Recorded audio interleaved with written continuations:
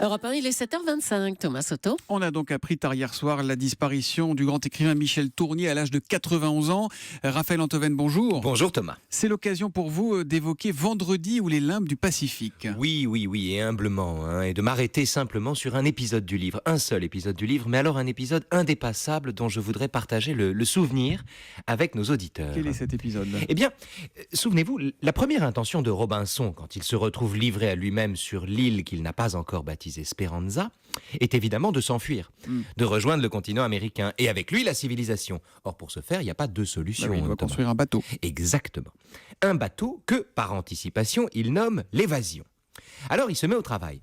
Dans une clairière, Robinson exhume un tronc de myrte, puis il l'ébranche, il le taille, une opération très longue compte tenu des outils dont il dispose, mais une opération dont il se console de la longueur en se comparant, à son avantage, au prisonnier qui tente de creuser avec ses ongles un trou dans les murs de sa cellule. Eh oui. Quand on se regarde, on se désole. Quand on se compare, on se console. On connaît Voilà, la formule. La fortune et la formule. Tournier ne le dit pas comme ça, mais vous avez raison, effectivement. Alors, au prix ensuite d'efforts surhumains, malgré les coupures, les brûlures, les tavelures, dit Tournier, et les callosités, contraint à la nudité par les intempéries, Robinson parvient à profiler l'étrave de son futur bateau avec un couteau de poche. Comme il a ni vis, ni clou, ni scie, il ajointe, j'ai appris ce mot-là en lisant ce livre, les pièces par mortaise, c'est-à-dire des trous rectangulaires, où s'enfoncent des tenons qu'il taille en trapèze pour plus de solidité. Comme il n'a pas de vernis, pas de goudron pour enduire les flancs du bateau, il fabrique de la glu en la faisant bouillir, en découpant de l'écorce de houx qu'il fait bouillir dans un chaudron pour obtenir un liquide visqueux qu'il répand sur la coque. Enfin, c'est un travail de dingue. Et ça lui prend combien de temps tout ça ? 10 ans. Eh oui, 10 ans. Voilà. Mais au bout d'une dizaine d'années, l'évasion, le bateau de Robinson, commence à ressembler à quelque chose.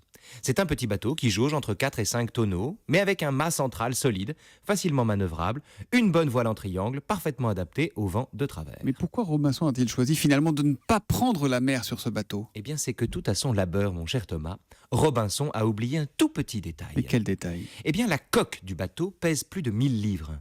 Il est absolument impossible de la traîner jusqu'à la mer. Et il est impossible de glisser des rondins sous la quille pour la faire rouler.